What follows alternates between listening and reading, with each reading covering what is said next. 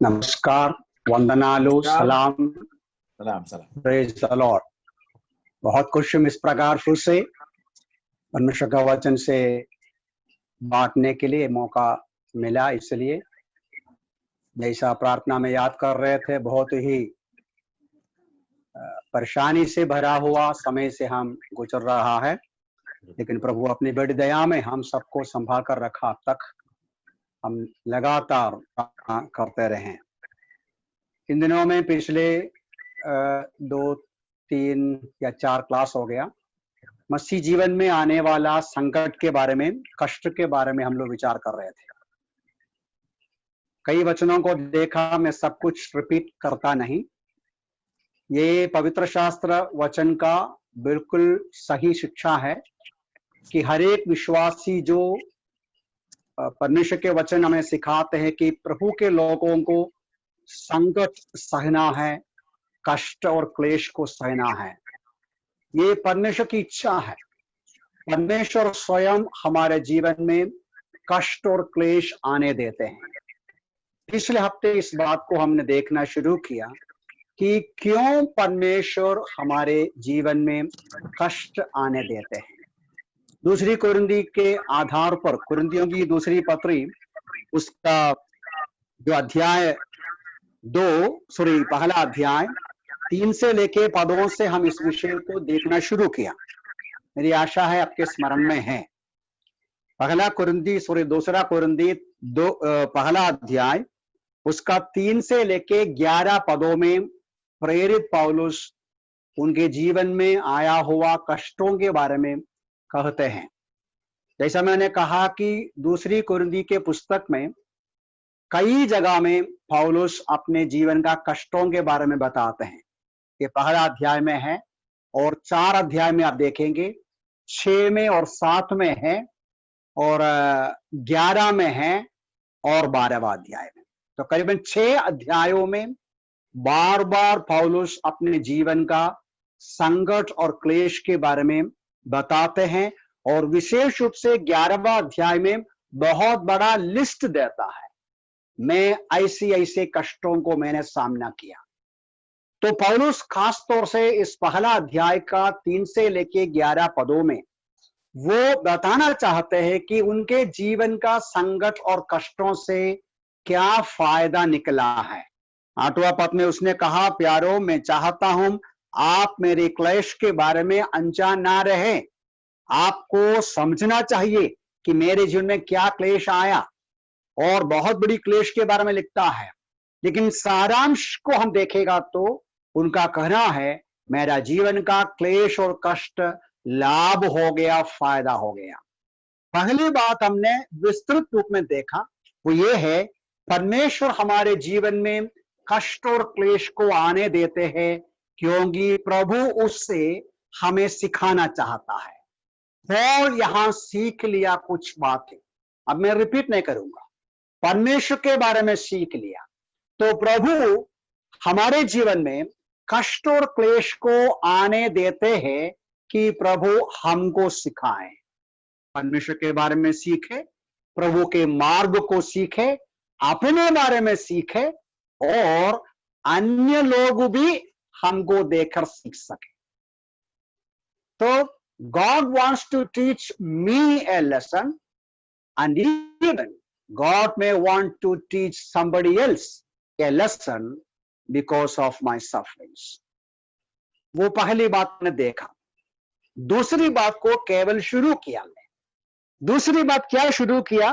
वो 4 पद में अपोस्तल पौल कहा, वह हमारे सब क्लेशों में, दूसरी कुरिन्ती पहला अध्याय 1 पद में, वह हमें हमारे सब क्लेशों में शांति देता है कि हम भी उनको जो क्लेश में है वैसे ही शांति दे सके जैसे परमेश्वर ने स्वयं हमको दिया।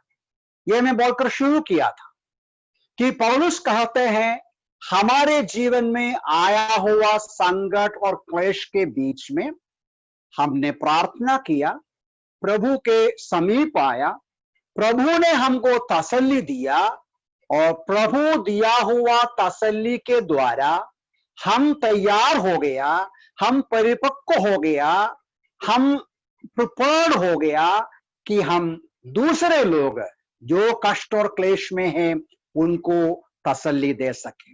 तो यहां से एक बहुत बड़ी सच्चाई, केवल यहां से नहीं, पूरा बाइबल में इस बात को पढ़ते हैं।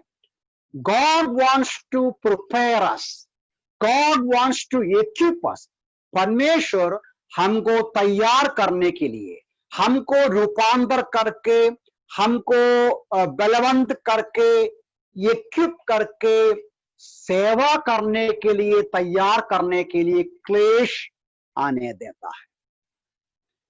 मैंने शायद सूचना दिया था, अय्यूब को तसल्ली देने के लिए कुछ लोग, आपको याद में होगा, अय्यूब का पुस्तक में है, अभी हम पढ़ते नहीं, शुरू में पढ़ते हैं। अय्यूब का समस्याओं को सुनकर उनका 3 दोस्त लोग बोला, चलो अपन अय्यूब के पास जाएंगे, उनके साथ सिंपथाइज करेंगे, उनको तसल्ली देंगे, बोलकर वो लोग अय्यूब के पास गया।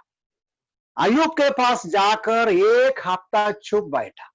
अय्यूब का हालत देखा, बाप रे क्या परेशानी, उनका जीवन में जो नुकसान, बच्चे मर गए, संपत्ति खो गए और सब कुछ नष्ट होकर शरीर बीमारी से भरा हुआ हालत पर अय्यूब को देखा, अपना दोस्त को देखा, वो लोग एकदम चुप हो गए। 1 हफ्ता चुपचाप बैठा। 1 हफ्ता के बाद अय्यूब को तसल्ली देना शुरू किया, अय्यूब को प्रोत्साहन देना शुरू किया। अय्यूब ने क्या बोला था, मुझे लगता है मैं वो वचन पढ़ के सुनाया था। बोला, तुम बिना निकम्मा एनकरेजेस है, कोई तुम्हारे मुंह से जो शब्द निकलता ना, कोई फायदा का नहीं, कोई मूल्य नहीं, यूर वर्थलेस डॉक्टर्स, ऐसा कहते हैं। तुम ऐसा डॉक्टर है, तुम बराबर इलाज नहीं कर सकता है, तुम बीमारी को बढ़ाता है, और तुम्हारे मुंह से जो शब्द निकलते हैं कोई फायदा नहीं है। मिजरेबल कंफर्टर्स कहते हैं, दुर्भाग्यपूर्ण सलाह देने वाला है। तो कहने का मतलब, सबसे उत्तम लोग भी, दोस्त भी शायद हमको तसल्ली दे नहीं पाएगा। अब मैं ज्यादा वर्णन नहीं कर सकता, मैं इतना ही बोलना चाहता हूं कि अय्यूब का दोस्त लोग उनको तसल्ली नहीं दिया, बल्कि उल्टा उनको दोष लगाया। अय्यूब का दुख वे समझा नहीं, अय्यूब का संकट को पहचान नहीं पाया। वो अय्यूब को सिद्धांत सुनाया, वो अय्यूब को सच्चाइयां सुनाया, वो अय्यूब का दोष लगाया। आज का कई बार हम भी ऐसे हैं, हम भी दूसरों को प्रोत्साहन करने में बहुत ही पीछे हैं। कई बार दूसरों का दुख हम समझ नहीं सकता, दूसरों का वेदना नहीं समझ सकता है, दूसरों के साथ सहानुभूति नहीं कर सकता है। पौल कहते हैं, हम आज सहानुभूति कर सकते हैं क्योंकि हमने दुख उठाया, हमने वेदना सहा, हम संघर्ष उठाया, इसलिए दूसरों का समस्या हम समझ सकते हैं।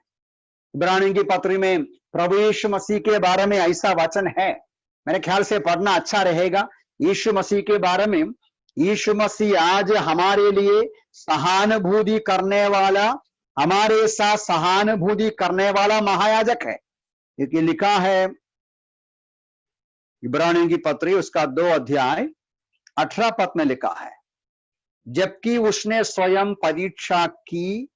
परीक्षा की दशा में दुख उठाया तो वो उनकी भी सहायता कर सकता है जिनकी परीक्षा होती है।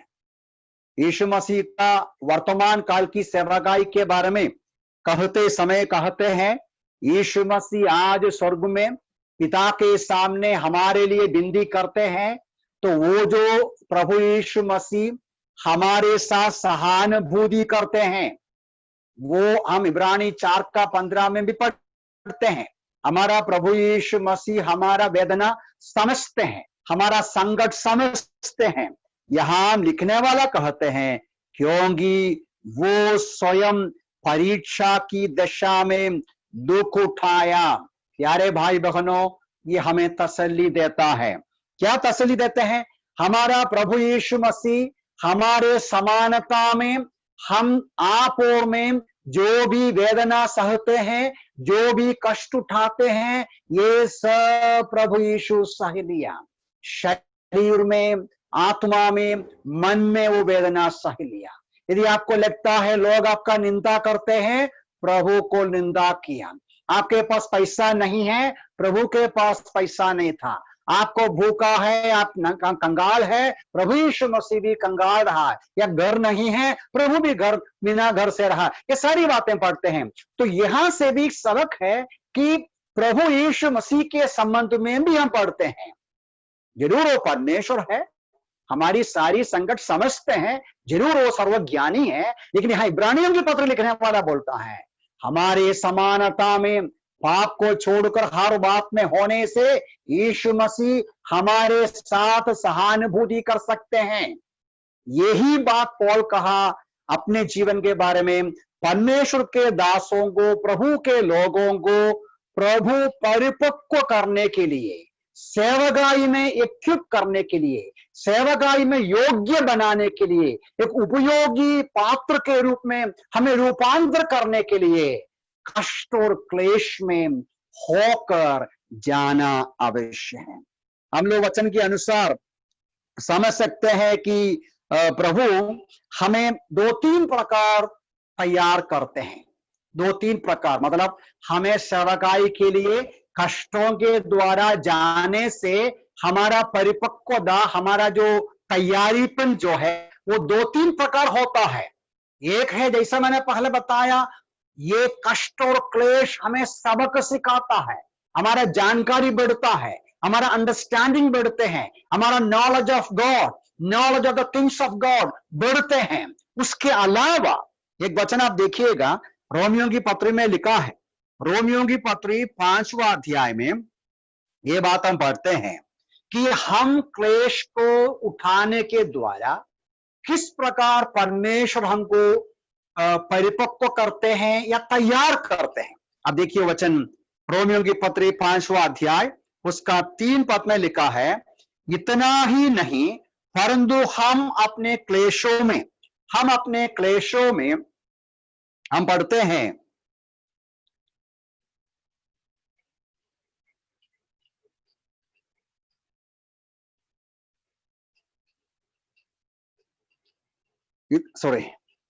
इतना ही नहीं परंतु हम अपने क्लेशों में भी आनंदित होते हैं,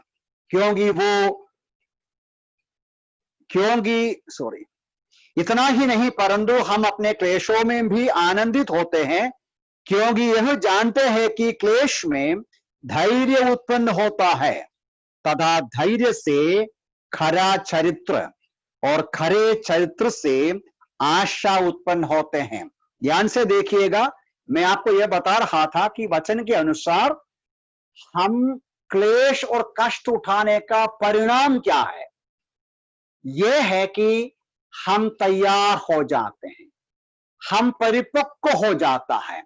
यहां लिखा है कि क्लेश और कष्ट उठाने के द्वारा हम क्या पाते हैं, हम धैर्य उत्पन्न होता है, पेशेंस, सहनशीलता सीखता है, और सहनशीलता का परिणाम है चरित्र। आप उधर रुकिए, जेम्स देखो, याकूब की पत्री देखिए, याकूब की पत्री उसका 1 अध्याय 3 पद में यही पढ़ते हैं, यह जानते हुए कि तुम्हारे विश्वास के परखे जाने से धीरज उत्पन्न होता है। देखिएगा, ये जो रोमियो की पत्री में जो शब्द है धैर्य, और जेम्स में धीरज, पेशेंस और एंड्योरेंस, ये दोनों एक ही आइडिया है। वो ये है कि क्लेश और कष्ट उठाने के द्वारा हम तैयार हो जाएगा, हम परिपक्व हो जाएगा, हम मजबूत हो जाएगा और ज्यादा क्लेश उठाने के लिए। हम, जैसा आप जानते हैं, आप और मैं जो एक्सरसाइज करते हैं, या आप मिलिट्री में जाइए, आपको मालूम है कि एक सोल्जियर से एक फौजी, एक सैनिक जो है, वो सैनिक को सरकार या मिलिट्री एकदम तैयार करता है। कैसा तैयार करते हैं? किस बात के लिए? बड़ी लड़ाई करने के लिए। लड़ाई के लिए एक सैनिक को कैसा तैयार करते हैं? बहुत साल पहले हमारा जो हम रहते थे, एक मिलिट्री ट्रेनिंग सेंटर के सामने रहते थे, आज भी रहते हैं, न्यामला में। नेवी में हो या मिलिट्री में, कौन सा भी डिफेंस एरिया में, खासतौर से आर्मी में, इतना कड़क प्रिपरेशन है, ट्रेनिंग प्रोसेस होता है उनका, इतना बहुत कठिन प्रकार का कसरत होता है, बहुत कठिन प्रकार का तैयारी होता है कि वो मजबूत हो जाए, हर परिस्थिति का सामना कर पाए। वो ही यहां कहने का मतलब। एक विश्वासी आप और में जीवन के अलग अलग कष्टों को उठाकर, छोटा कष्ट प्रभु देगा और ज्यादा कष्ट देगा, धीरे धीरे अलग अलग प्रकार के, अलग अलग स्टैंडर्ड के, अलग अलग स्तर के वेदना, कष्ट, संघर्ष, संकट, परेशानियां परमेश्वर आने देते हैं कि हम उसके द्वारा धीरे धीरे सहनशीलता सीखे, पेशेंस सीखे, धैर्यशाली बन जाएं, धीरज बनने वाला बन जाएं, हर परिस्थिति को खुशी के साथ, हिम्मत के साथ सामना करने का शक्ति हमको मिल जाए। यही पौलुस कहते हैं रोमी 5 में, उसका परिणाम स्वरूप में हमारा चरित्र होता है, हमारा कैरेक्टर अच्छा होते हैं, हमारा माइंडसेट सही होता है, हमारा विचारधारा सही होता है। तो परमेश्वर हमें प्रिपेयर करते हैं, हमारा विचारधारा को, हमारा भावना को, हमारे स्वभाव को, हमारा चरित्र को तैयार करना चाहते हैं। इसका तरीका नंबर 1 मुख्य रूप में क्लेश और कष्टों में भेज देता है। अभी कुरिन्थियों की पत्री में पौलुस ने जो बोला वो चरित्र की बात नहीं, स्किल की बात है, निपुणता। निपुणता ध्यान से सुनिएगा, मैं क्या बताया? परमेश्वर हमको कष्ट और क्लेश में होकर जाने देते हैं कि आप और में परिपक्व बन जाएं, आप और में तैयार हो जाएं, प्रभु की सेवा के लिए, प्रभु की महिमा के लिए उपयोगी पात्र बन जाएं। उसमें 2 प्रकार का तैयारी मैंने बताया। हमारा चरित्र बढ़ाना है, हमारा जो धीरज और धैर्य को बढ़ाना है, इसके लिए कष्ट चाहिए। कष्ट के द्वारा स्वभाव बदलता है, व्यवहार बदलता है, विचारधारा बदलते हैं। उसके अलावा पौलुस कहते हैं निपुणता पाता है, स्किल पाते हैं। जैसा मिलिट्री में होते हैं, वो ट्रेनिंग स्वभाव को, माइंडसेट को, भावना को बदलते हैं और उनका ताकत, उनका निपुणता, उनका एबिलिटी में फर्क होते हैं। तो परमेश्वर इस प्रकार हमको अपनी बुद्धि में, अपना ज्ञान में तैयार करते हैं कि परमेश्वर के लिए उपयोगी पात्र बन जाएं। प्यारे प्यारे भाई बहन, मुझे सुनते हो, आपके जीवन में जो भी कष्ट हो, जो भी समस्याएं हो, जो भी क्लेश हो, परमेश्वर का उद्देश्य है। वो उद्देश्य ये है कि आपको उपयोगी पात्र बन जाए। ये केवल पौलुस की कहानी नहीं, पूरा बाइबल में, उत्पत्ति से लेके पूरा बाइबल की कहानी और कलीसिया की कहानी हमें समझाते हैं। हर संत लोग संत बन गया कष्ट और क्लेश के द्वारा। ये जो इब्रानी की पत्री का करीबन अंत में विश्वास के वीर लोगों का बड़ी बड़ी कार्य को बताने के बाद, विश्वास के वीर लोग, ग्रेट मैन ऑफ फेथ, वे उनके बारे में बताने के बाद करीबन अंत में इब्रानी की पत्री लिखने वाला ऐसा कहते हैं। इब्रानी की पत्री उसका 11वां अध्याय 33, 34 पूरा नहीं पढ़ेंगे। जिन्होंने विश्वास ही से राज्य जीते, धार्मिकता के कार्य किए, प्रतिज्ञा की हुई वस्तुएं प्राप्त की, सिंहों के मुंह बंद किया, आग की ज्वाला को शांत किया, तलवार की धार से बच निकले, निर्बलता में बलवान किए गए, युद्ध में वीरता दिखाई, विदेशी सेना को मार भगाया। बहुत सारी बातें हैं। विश्वास के वीर लोग विश्वास का वीर बन गया कष्ट और क्लेश का सामना करके। विश्वास के वीर लोग संत लोगों का जीवन ऊंचे श्रेणी का होने का कारण उनका कष्ट है, उनके जीवन में आया हुआ कष्ट है। जोसेफ का जीवन और एग्जाम्पल, और कोई एग्जाम्पल बोलेगा तो आपको पता है कि जोसेफ के द्वारा प्रभु ने महान काम किया। उनका जिंदगी कष्ट और क्लेश के द्वारा तैयार किया।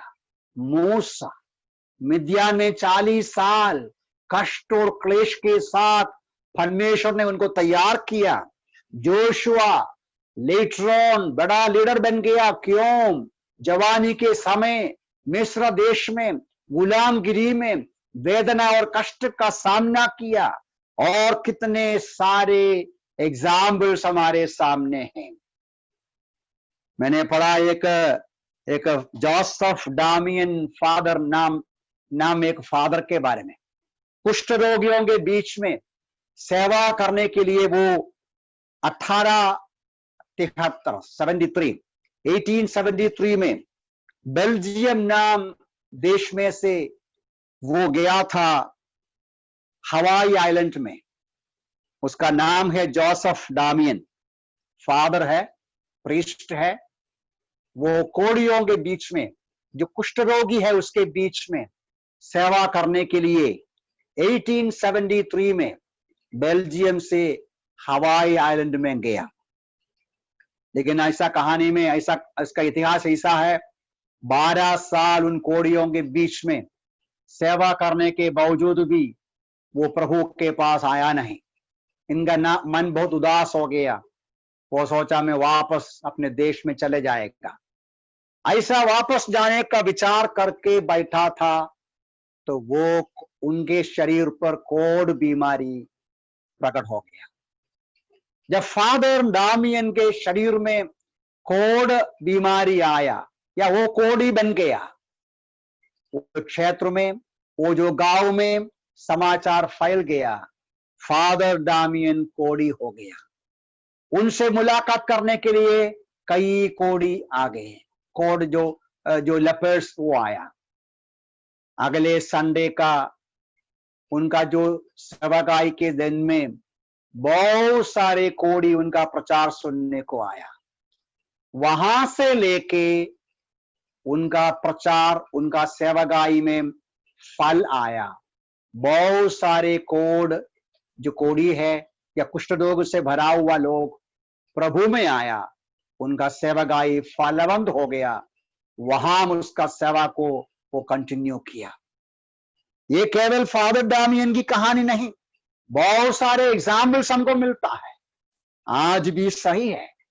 जो भी विश्वासी, जो भी बहन हो, भाई हो, कोई भी क्यों न हो, उनका जिंदगी दूसरों के सामने एक आशीष का कारण बनता है तो आंसू बहाया हुआ लोग है, हृदय टूटा हुआ लोग है, वेदना सहा हुआ लोग है, भूख और प्यास को समझा हुआ लोग है, संकट और वेदना को अनुभव किया है। परमेश्वर ऐसा अपना दास को, अपने लोगों को तैयार करते हैं। मैं जल्दी जाता हूं आगे।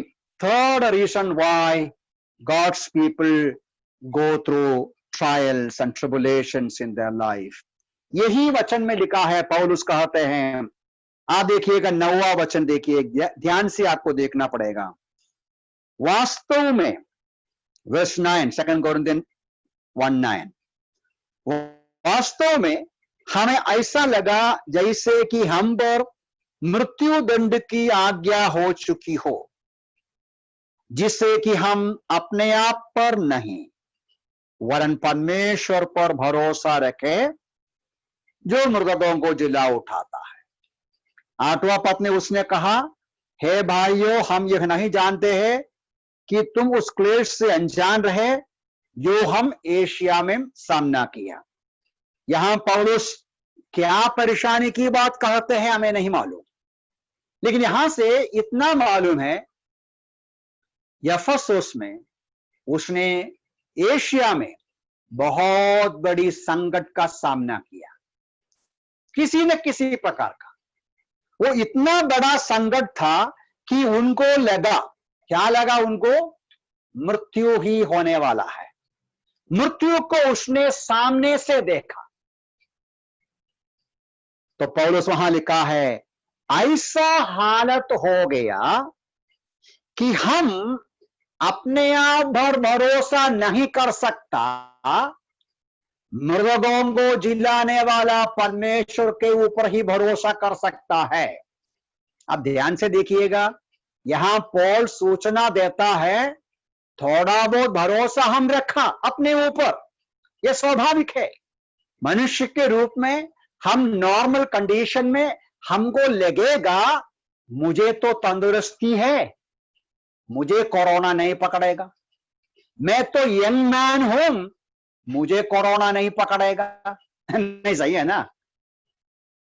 मैं नौजवान हूं, मुझे बीमारी नहीं पकड़ेगा, मुझे हेल्थ है, मैं कसरत करता हूं, और क्या है, अच्छा खाना खाता हूं, इम्यूनिटी पर मेरा बड़ा है, मजबूत है, मुझे कोरोना नहीं पकड़ेगा। हमारे ऊपर एक भरोसा स्वाभाविक रूप में आता है। पौलुस भी वही बोला, हमको ऐसा एक समय आया मर जाएगा, अपने ऊपर भरोसा खत्म हो गया, हमारा तंदुरुस्ती काफी नहीं, हमारी शारीरिक शक्ति काफी नहीं, हम निर्बल हैं। प्रभु पौलुस के जीवन में ऐसा कष्ट दिया, आने दिया, अपने स्वयं के ऊपर जो भरोसा है उस भरोसा छोड़ दे। अब ध्यान से सुनिए, मैं एक्सप्लेन करना चाहता हूं। इसको सेल्फ ट्रस्ट बोलते हैं या सेल्फ कॉन्फिडेंस बोलते हैं। कॉन्फिडेंस बुरा नहीं, अपने ऊपर विश्वास बुरा नहीं। एक विश्वासी के रूप में, परमेश्वर का बेटा बेटी के रूप में हमारा कॉन्फिडेंस, हमारा भरोसा मेरी ताकत नहीं, मेरी तंदुरुस्ती नहीं, मेरा पैसा नहीं, मेरा धन दौलत नहीं, मेरा परिवार नहीं, मेरी क्षमता नहीं, मेरी पढ़ाई नहीं, मेरा प्रभु है। प्यारे भाई बहनों, ये स्वाभाविक संभव है, ये नेचुरल है। पढ़ा लिखा सोचेगा मैं पढ़ा लिखा हूं, और पैसा वाला सोचेगा मैं धनी हूं। बीमारी आएगा तो भी मेरे पास इलाज करने का बहुत पैसा है, हम बड़े घर वाले हैं, मुझे बहुत लोग हैं मदद करने को, कोई बात नहीं। नहीं, हम ऐसी बातों पर भरोसा रखेगा। बाइबल कहते हैं परमेश्वर बहुत ही घृणा करते हैं प्रभु के लोग प्रभु के अलावा अपने ऊपर, अपने लोगों के ऊपर, अपने साधन के ऊपर भरोसा करना परमेश्वर बिल्कुल पसंद नहीं करता। मैं 2-3 वचन आपके लिए पढ़ना चाहता हूं। यशायाह का पुस्तक देखिए, यशायाह का पुस्तक उसका 31 देखिएगा। यशायाह का पुस्तक 31, यशायाह का 31 उसका 1 पद को देखिए, पहला पद, यशायाह 31 का 1। हाय उन पर जो सहायता पाने के लिए मिस्र को जाते हैं तथा घोड़ों पर निर्भर रहते हैं, जो रथों की बड़ी संख्या तथा घुड़सवारों की बड़ी शक्ति पर भरोसा रखते हैं, पर ना तो इसराइल के पवित्र की ओर दृष्टि करते और ना ही यहोवा की खोज करते हैं। यहूदी लोग, अभी असीरिया या अन्य देश के लोग इसराइल को, यहूदियों को सताने के लिए आया, उनके ऊपर हमला करने के लिए आया। यहूदा का राजा क्या किया? मिस्र देश का राजा को बोला आप लोग आकर मदद करो, जैसा आज भी देखता है ना, दूसरा राज्य का हेल्प लेते हैं। यहूदा मिस्र देश का राजा को बोला, आप अपने घोड़े हमें दीजिए, आप अपने रथों को हमें दीजिए, आप अपने घोड़े चलाने वाले लोगों को हमें दीजिए, ताकि हम आसीरिया के ऊपर विजय प्राप्त करें। परमेश्वर बोलता है, उन पर हाय जो मिस्र देश के रथों पर भरोसा करते हैं, मिस्र देश के घोड़े पर भरोसा करते हैं, मुझे नहीं ढूंढता, मुझ पर भरोसा नहीं करता। यशायाह का ही वचन से मैं एक और वचन पढ़ता हूं, ये ध्यान से देखना है, मैं थोड़ा गहराई से इस बात को बताना चाहता हूं। चैप्टर 3 ऑफ बुक ऑफ यशायाह, चैप्टर 3 का वो भी एक से लेके पढ़ना है। अलग अलग भाषा में वो शब्द इधर उधर आता है। मलयालम भाषा मेरे ख्याल से बिल्कुल सही है, मतलब क्लियर है। मैं हिंदी पढ़ता हूं आपके लिए, सुनो। प्रभु सेनाओं का यहोवा यरूशलेम और यहूदा से भंडार और सहारा दोनों अर्थात रोटी का संपूर्ण संचय तथा पानी की समस्त आपूर्ति रोक देगा। और 2 और 3 आप पढ़ी। यदि वहां आप ध्यान से पढ़ेगा तो समझ सकता है, यशायाह के द्वारा यही कॉन्टेक्स्ट में परमेश्वर बोलता है, यहूदा के लोग मुझ पर भरोसा नहीं करता, वे प्रभु के मार्ग में नहीं चलता, मैं इसलिए क्या करने वाला हूं, यहूदी लोगों को जो लगता है उनका सुरक्षा है, और सोचता है उनके पास बहुत पानी है, उनके पास गेहूं है, उनके पास सारा प्रोटेक्शन की बातें हैं, उनके पास संपत्ति है, और नीचे बड़े बड़े लोगों की बातें बोलते हैं, उन्हें चलाने के लिए अगुवाई करने के लिए कई लोग हैं, उन सबको हम हटाएगा। यहूदा के लोग जो भी चीजों पर भरोसा रखा कि वो उनको सुरक्षा देगा, वो उनको शांति समाधान देगा, परमेश्वर बोलता है मैं वो सब हटाएगा। यारों, मान समझना चाहिए, प्रभु के लोग समझना है। देखिए, पैसा होना बुरा नहीं, तंदुरुस्ती होना बुरा नहीं, घर संपत्ति होना बुरा नहीं, घर वाला होना बुरा नहीं, कुछ भी नहीं बुरा। भरोसा करना बुरा है, पढ़ाई बुरा नहीं, अच्छा काम बुरा नहीं, सब कुछ अच्छा है। सब कुछ होने के बावजूद भी हमारे मन की गहराई में विचार करना है, मेरा ताकत, मेरी शक्ति, मेरा जो भी मेरे पास है वो मुझे सुरक्षा नहीं देगा, वो मुझे संभालेगा नहीं। मेरा सहारा, मेरा सहायता करने वाला प्रभु ही है, प्रभु ही मुझे संभालेगा, सहायता करेगा। यह हम सीखने के लिए प्रभु कष्ट देगा, यह हम अनुभव से चक्कर देखने के लिए, इस प्रकार हमारा स्वयं का भरोसा ब्रेक करने के लिए, नष्ट करने के लिए प्रभु हमको क्लेश और संकट से लेकर चलते हैं। पुराने नियम में हमें एग्जाम्पल्स है। थोड़ी देर पहले में मूसा की बात कहा, मूसा की कहानी आप जानते हैं, मैं अभी लेने का जरूरत नहीं। निर्गमन 2 अध्याय में देखते हैं, क्या देखते हैं हम लोग?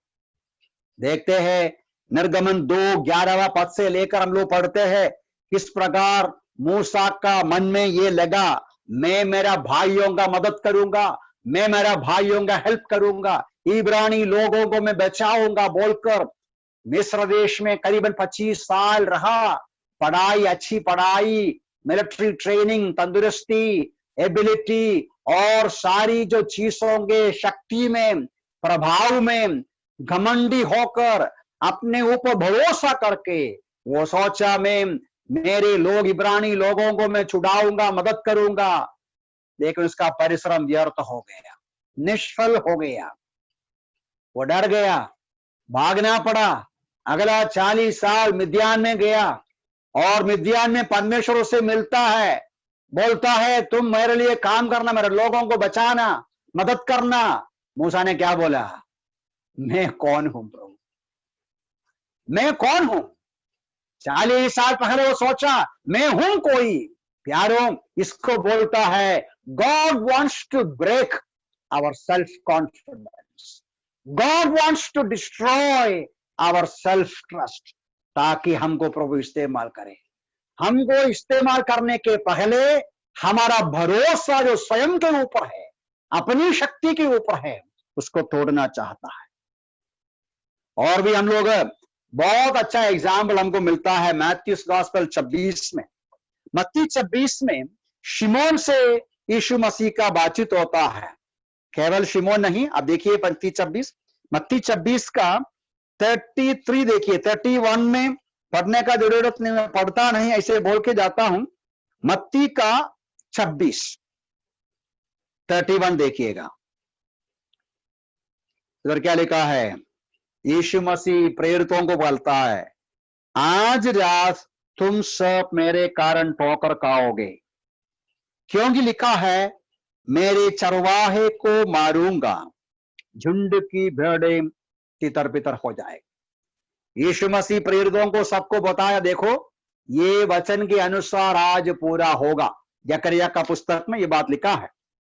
प्रभु यीशु मसीह उनको बताया, देखो वचन के अनुसार आज रात को ऐसा होगा, मुझे पकड़ा जाएगा और तुम लोग तितर बितर हो जाएगा। देखिए शिमोन पतरस क्या बोलता है, 33 देखो। 33 में लिखा है, 33 में, इस पर पतरस ने उसे कहा, चाहे सबके सब तेरे कारण ठोकर खाएं तो खाएं, मैं कभी ना खाऊंगा। मैं आपको छोड़ेगा नहीं प्रभु जी, सभी लोग आपको छोड़े, मैं नहीं छोड़ेगा। प्रभु क्या बोलता है 34 में? यीशु ने कहा, मैं तुमसे सच सच कहता हूं, आज रात को मुर्गी बांग देने से पहले तुम 3 बार मुझे इनकार करेगा। शिमोन क्या बोलता है? पतरस ने कहा, चाहे मुझे तेरे साथ मरना भी पड़े, मैं तेरा इनकार कभी नहीं करूंगा। है जिसको बोलता है सेल्फ कॉन्फिडेंस। देखिए ये बहुत संभालना है, अपने ऊपर भरोसा करना। मैं करूंगा, मैं करूंगा, मेरे पास शक्ति है, ताकत है। देखिए परमेश्वर का काम उस समय वो तोड़ने का काम है। गॉड विल नेवर अलाउ अपने आप को ऊंचा करना। जो अपने आप को ऊंचा करेगा उसको नीचे करना परमेश्वर का स्वभाव है।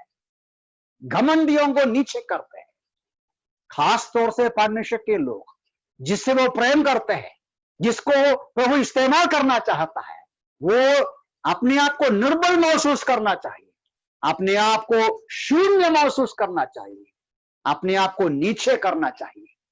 पतरस को क्या हो गया?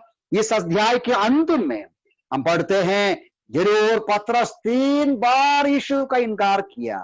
जब 3 बार इनकार किया तो उधर पढ़ते हैं, मुर्गे के बांग देने से पहले तो 3 बार इनकार करेगा। वो पतरस के याद में आया और वह बाहर जाकर फूट फूट कर रोने लगा, फूट फूट कर रोने लगा।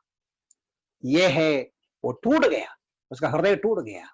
ये परिस्थिति में आने के लिए शिमोन के जीवन में प्रभु यीशु अनुमति दिया। यही हमने पढ़ा एक जगह में, वह पढ़ता है लूका में, शिमोन शिमोन तुमको गेहूं समान छाटने के लिए शैतान ने अनुमति पूछा, मैं अनुमति दिया, तेरे लिए प्रार्थना किया, ताकि तुम्हारे ऊपर शैतान का हमला होने के बाद तुम वापस आए, मजबूत होकर मेरे लोगों को मजबूत करें।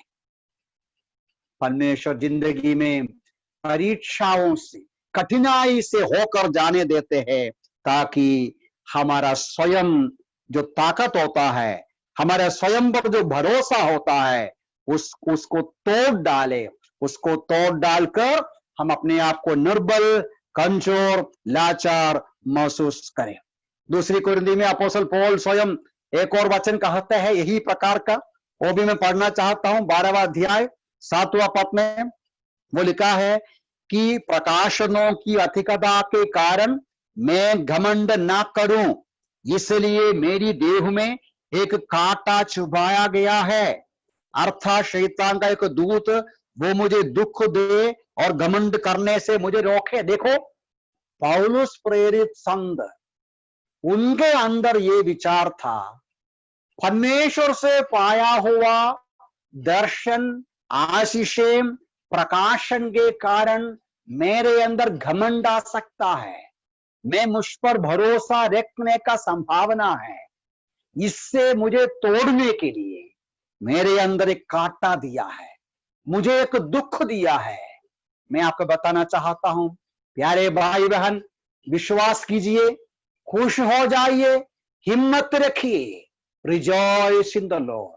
आपके मेरे जीवन में कष्ट है, क्लेश है, वेदना है, परीक्षाएं हैं, तरह तरह की समस्याएं हैं।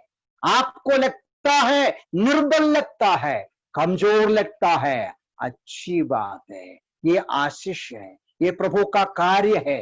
प्रभु हमको नीचे करता है, अच्छी बात है। प्रभु हमको तोड़ता है, अच्छी बात है। प्रभु हमको कमजोर बनाया, अच्छी बात है। लोग हंसेगा, कोई बात नहीं। लोग मजा उठाएगा, कोई बात नहीं। हम लोगों के सामने तुच्छ माना जाए, अपमानित होना माना जाए, तो भी प्रभु के सामने स्वीकार योग्य, प्रभु के सामने नम्रता से प्रभु की महिमा के लिए जिएगा तो वो बड़ी बात है, उसमें खुश होना चाहिए। तो यही पौलुस बोलते हैं, पौलुस परमेश्वर उसको कष्ट और क्लेश के द्वारा उनका स्वयं का भरोसा को तोड़ डाला, उधर बंद नहीं हो गया, वापस आया। एक बात और है, God wants to break our self-trust, and along with that, He wants to strengthen our faith. अपने ऊपर भरोसा खत्म हो, परमेश्वर पर भरोसा बढ़ते जाए। देखो वचन देखिए, उधर पौलुस कहते हैं हम परमेश्वर पर भरोसा रखें जो मृतकों को जिला उठाता है। वो जो दूसरी कुरिन्थी पहला अध्याय 9 पद 10 को देखिए, उसी ने हमको मृत्यु के इतने भारी संकट से बचाया और भविष्य में भी अवश्य बचाएगा। उसी पर हमने आशा रखी है, वो हमें आगे भी बचाता रहेगा। देखो पौलुस सीख लिया अनुभव से, वहां 3 बार बोलता है हमारा परमेश्वर जो मृतकों को जिलाता है, हमको बचाया, अब बचाते रहते हैं, भविष्य में भी बचाएंगे। नो टेंशन, विश्वास मजबूत हो गया। मैं आगे बढ़ना चाहता हूं, मेरा समय समाप्त होने पर है, ज्यादा नहीं। देखिए 11वां पद को देखिए, अनदर रीजन। अभी 3 बातें मैंने बताया, यहां से पौल सूचना देता है, परीक्षा, कष्ट और क्लेश आने देते हैं सिखाने के लिए। परीक्षा, कष्ट और क्लेश आने देते हैं हमको तैयार करने के लिए, परिपक्व करने के लिए। परीक्षा, कष्ट और क्लेश आने देते हैं हमको निर्बल करने के लिए, नम्र करने के लिए, हमको नीचे लाने के लिए, हमारा स्वयं का ताकत को तोड़कर प्रभु पर हमारा भरोसा बढ़ते जाए, मजबूत हो जाए, विश्वास में शक्तिशाली हो जाए। अभी 11वां पद का शुरुआत देखिए, वहां और एक महत्वपूर्ण बात अपोस्तल पौल सूचना देते हैं, प्रेरित पौलुस सूचना देते हैं। क्या बोलते हैं, ध्यान से सुनिए, तुम भी इसमें अपनी प्रार्थनाओं के द्वारा मिलकर हमारी सहायता करोगे, जिससे कि हमारी ओर से बहुत से लोगों की प्रार्थना के द्वारा उस अनुग्रह के लिए जो हम पर हुआ। सारांश में आप अपनी भाषा में देखिए, 2 बार देखिए, वहां कहने का अर्थ यह होता है, उसके ऊपर के पदों में उसने कहा हम बहुत कष्ट से होकर गया, ऐसा हमको लगा कि मर जाएगा, लेकिन प्रभु ने हमको बचाया और हम विश्वास करते भी आगे भी बचाएंगे और आज भी हमको बचाते रहते हैं। उसके बाद बोलता है हमें परमेश्वर बचाने के पीछे कुरिन्थ के विश्वासियों तुम्हारी प्रार्थना है। तुम्हारे प्रार्थनाओं के कारण प्रभु ने हमको बचाया। हमारे क्लेश और संकट के बीच में हमारे लिए आपने प्रार्थना किया, आपके प्रार्थना के उत्तर के रूप में परमेश्वर ने हमको बचाया। यहां से इस प्रकार मैं लेना चाहता हूं, आपका मेरा जीवन का कष्ट का फायदा या पर्पस, उद्देश्य ये भी होता है विश्वासियों को एक दूसरे का सेवा करने का मौका मिल जाए।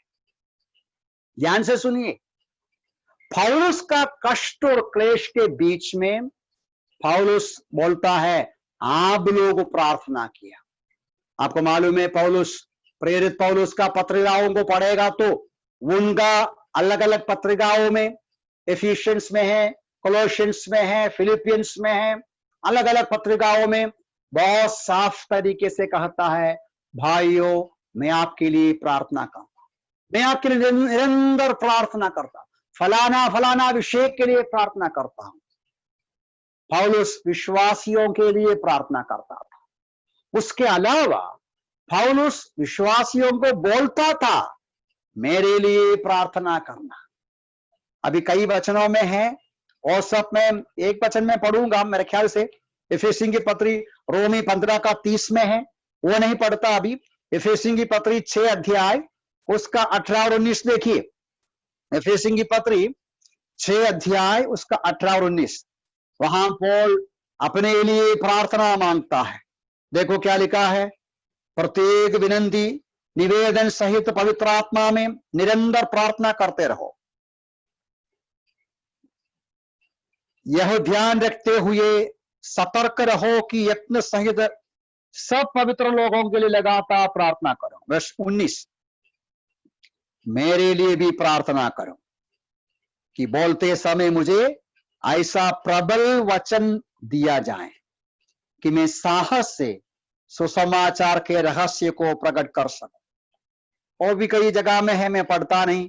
दूसरी थिस्सलुनी 3 का 1 में है, कोलोशियन 4 का 3 में है।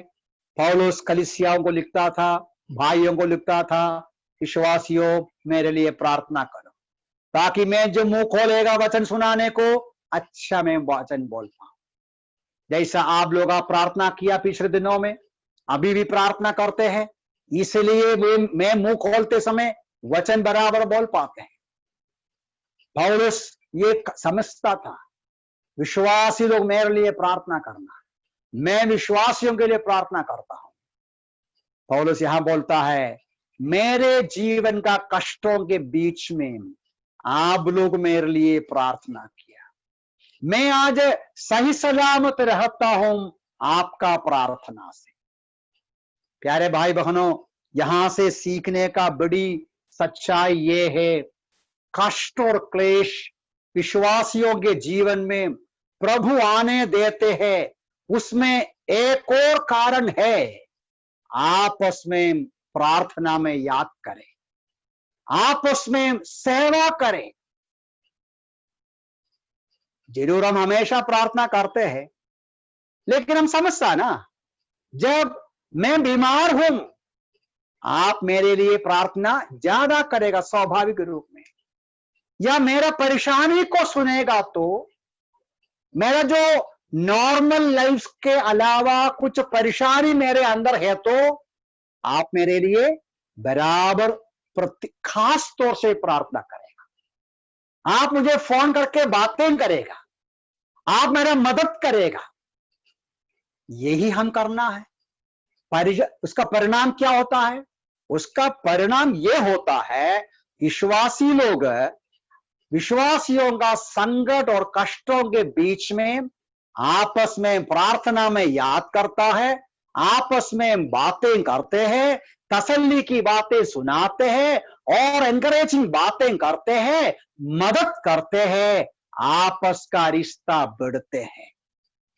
इसलिए ही गलतियों की पत्री 6:10 में लिखा है, आप पढ़िए बाद में, गलतियों की पत्री 6:10 में उधर पढ़ता है जैसा अवसर मिलेगा सबका भलाई करना, खास तौर से अपने कलीसिया के लोगों का भलाई करना। कष्ट और क्लेश का समय भलाई करने का समय है। मैंने ये बातें कई बार कई जगह बोल चुका है। जब एक भाई, अभी की बात नहीं, पहले के जमाने का, हमारा 4-5 महीने के पहले का जो वातावरण के अनुसार जब कोई भी बीमार है तो हम क्या करते हैं, उनको मिलने को जाते हैं। कोई बीमार है तो मिलने को जाते हैं तो क्या करता है, हम नारियल का पानी लेके जाता है या आप कुछ फ्रूट लेके जाते हैं। क्यों? वो बीमार है। जब बीमार है तब नारियल पानी लेके जाएगा। बीमार है तो एप्पल लेके जा सकता है, बीमारी नहीं है तो नहीं लेके जाएगा। नहीं, स्वाभाविक है। तो ये हमें समझना है, जब एक भाई बीमार है, संकट में है, उनके लिए प्रार्थना करने का अवसर है, उनका मदद करने का अवसर है। उनको फोन करके ब्रदर आपके लिए, आपका परिवार के लिए हम प्रार्थना करते हैं बोलने का अवसर है। ऐसा करने से क्या होगा परिणाम? हमारा प्रेम उसको बांटेगा, हमारा प्रेम हमारा सहानुभूति, हमारा उसके प्रति विचार वो पहुंचानेगा। आपस का रिश्ता मजबूत होगा, आपस का रिश्ता अच्छा रहेगा, हमारी संगति बढ़ेगा। तो इस प्रकार भी हम इसको समझना है। फिलिपियों की पत्री में 4 अध्याय में पौल इसी बात को इसी प्रकार फिलिपी कलीसिया के लोग, पौलुस उसको लिखता है। आप लोग, जो पौलुस रोम में जेल में था, फिलिपी कलीसिया उनके लिए प्रार्थना करते थे और उनके लिए कुछ हेल्प भेजा, उनका कुछ पैसा भेजा किसी के द्वारा। वो धन्यवाद के साथ बोलता है, मेरे प्रति आपका विचार के लिए बहुत धन्यवाद। आपको पहले विचार, हमारा हेल्प करने का विचार था, अवसर नहीं मिला, अभी अवसर मिला। रोम से, सॉरी फिलिपी से रोम का जेल में कोई आया तो उनके हाथों में एक भेंट, उनका हेल्प गिफ्ट भेजा। अच्छी बात है। देखिए प्यारे भाई बहनों, मैं कष्ट और क्लेश का रीजन बताते हैं, आप गलत मत सोचिए। आज का कोरोना के अवसर उत्तम अवसर है। पिछले 2-3 महीना से ये साबित होता है कौन हमसे प्रेम करते हैं। पिछले 2-3 महीने से हम एक दूसरे के प्रति अपना प्रेम, अपना विचार बांटते हैं। हम फोन करके पूछते हैं, तो आपका क्षेत्र में कैसा है, कोरोना कैसा है, परेशानी है क्या, कितने लोगों को काम नहीं है, धंधा नहीं है, ठंगा नहीं है, काम बंद हो गया, परेशानी है। हम फोन करके पूछते हैं, ब्रदर परेशानी है क्या, आवश्यकता है क्या, हम तो मदद किया है, कर रहा है, हेल्प कर रहा है। मैं इस बात को समझता हूं, इन दिनों में हमारा आपस का रिश्ता बढ़ गया है।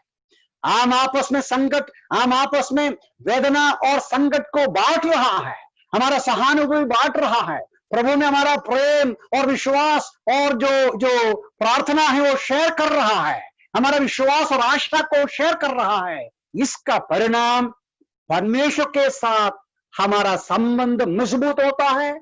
कष्ट और क्लेश में हम प्रभु के किनारे आते हैं, आपस में भी किनारे आते हैं। अब समझा?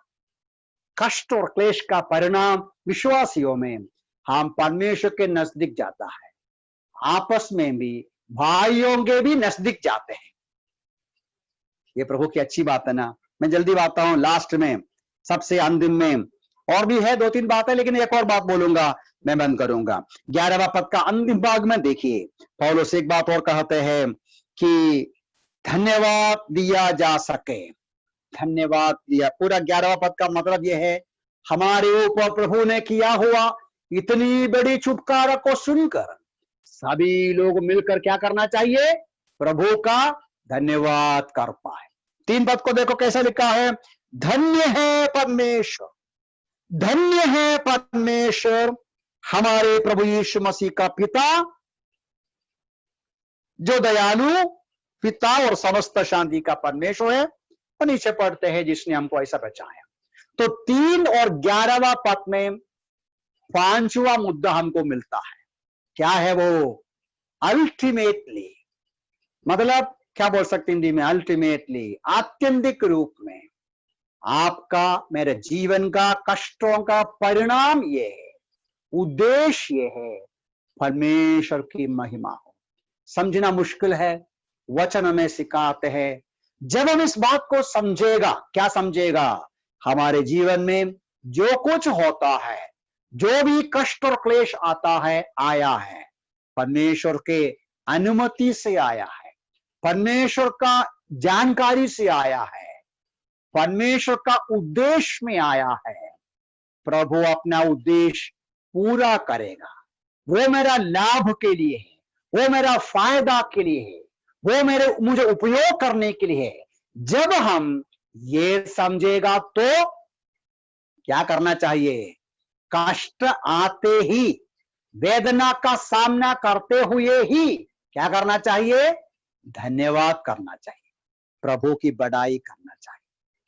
अय्यूब, आपको मालूम है, जब अय्यूब ने सुना उनका जो भेड़ बकरियों का नुकसान हुआ और उसके बाद जब उसने सुना बच्चे भी मर गया, उनका बच्चे भी खत्म हो गया, तब अय्यूब ने एक बात बताया। क्या बोला? परमेश्वर ने दिया, परमेश्वर ने लिया, परमेश्वर की महिमा। ये कहना मुश्किल है ना? जब अपने बच्चे मर गया, सुनने के समय में अय्यूब बोलता है परमेश्वर ने दिया, परमेश्वर ने लिया, उसकी महिमा हो। प्यारो, ये छोटी सी बात नहीं है, ये आसानी नहीं है। अब मैं तो बोल सकता हूं, शायद मेरा भी हालत बड़ी परेशानी का होगा, लेकिन अय्यूब का कहानी, उनकी वेदना, एकदम वेदना के बीच में कड़वापन की बातें नहीं किया, शक की बातें नहीं किया, शिकायत की बातें नहीं किया, परमेश्वर की बड़ाई किया। यही हमको करना है, क्योंकि हमारे जीवन में जो भी आता है, इसका परिणाम स्वरूप में परमेश्वर की बड़ाई होना है। इसलिए हम लोग पढ़ता है, भजन संहिता लिखने वाला बोलता है, मैं I will bless the Lord at all time, मैं सदा सर्वदा परमेश्वर की बड़ाई करूंगा, स्तुति करूंगा। पौलुस भी वही बोला, क्या बोला कि in everything give thanks, this is the will of God. हर चीज में परमेश्वर का धन्यवाद करो। ये हमें करना है, हमारे हृदय की गहराई से प्रभु आपकी स्तुति हो। मैं ये वचन पढ़ते समय मेरे स्मरण में आया जो गाना, इंग्लिश में गाना है, it is well with my soul when peace like a river attendeth my way. ऐसा एकदम अच्छा गाना है, जो इंग्लिश जानते हैं गाना गाकर बहुत तसल्ली पाते हैं। ये गाना गीतकार कौन सा कॉन्टेक्स्ट में गाना बनाया, ये हमें आश्चर्यचकित करेगा। एक गीत लिखा मिस्टर स्पाफोर्ड, एक स्पाफोर्ड नाम एक प्रभु का दास। वो अमेरिका का एक बिजनेसमैन था, एडवोकेट था, लॉयर था, लेकिन एक बहुत बड़ा आग में उनका बहुत सारा संपत्ति जल गया। बहुत साल पुरानी बात है, बहुत साल पुरानी। और उन दिनों में ही उनका बेटा भी मर गया। 4 साल का बेटा एक विशेष प्रकार का बीमारी से मर गया। बहुत दुखी हो गया।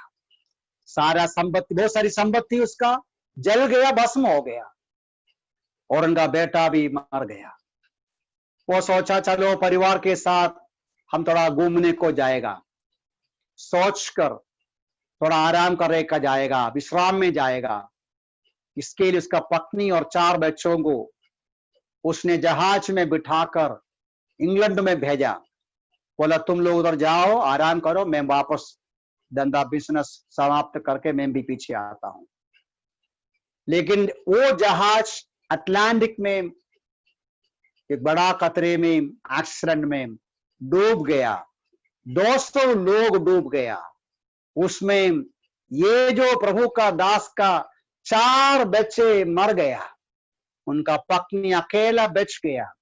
लंदन से उसने मैसेज भेजा, अकेला मैं बच गया, मैं क्या करूं। तुरंत भाई साहब अगला जहाज में, अगला जो शिप में अमेरिका से लंदन के लिए निकला। वो जो जहाज जो चलाया उसको मालूम था इनका दुख की कहानी, जब वो सफर करते समय अटलांटिक का वो जो जगह, वहां उनका बच्चे डूब गया, मर गया, वो जो जगह वो कैप्टन दिखाया, तुम्हारा बच्चे लोगों का मृत्यु यहां हुआ, तो उस समय उसका मन के अंदर विचार आया। क्या विचार आया? ये जो समुद्र का लहरा जैसा उठते हैं वैसा मेरे अंदर दुख आ जाए तो भी कोई बात नहीं, मेरे हृदय में नदी, शांति का नदी बहता है। इसलिए प्रभु, आप जो कुछ मेरे जीवन में आने दिया है, इसमें कोई बात नहीं। It is well with my soul. देखिए, समुद्र का जो गहरे है, लहरे हैं, वो गंभीरता से भयानक रूप में आते हैं। वैसा संकट और वेदना आने के बीच में प्रभु का दास बोलता है, मेरे हृदय में, मेरे अंदर परमेश्वर का शांति का नदी बहता है। मेरे लिए परेशानी कोई बात नहीं। ये गाना बहुत सारे भक्तों को कष्ट और क्लेश में शांति देते हैं। हमारे जीवन में भी इन दिनों में जो संकट का हम सामना करते हैं, और भी है कई बातें, हम बाद में देखेंगे प्रभु की इच्छा। जो भी संकट क्लेश आते हैं इन दिनों का, परेशानी का परिस्थिति में, इन 5 बातों हम विचार करेंगे। प्रभु हमारे जीवन में कष्ट और क्लेश आने देता है कि हमें सिखाए, हमें परिपक्व करे, मजबूत करे, हमारे स्वयं का भरोसा को नाश करके प्रभु में भरोसा बढ़ाए और हम दूसरों के लिए और ज्यादा सेवा करने वाले बन जाएं। एक दूसरे के लिए सेवा करने का समय के रूप में कष्ट और क्लेश का समय को लेना है, और अंतिम रूप में आत्यंतिक अल्टीमेटली प्रभु की बड़ाई और प्रशंसा।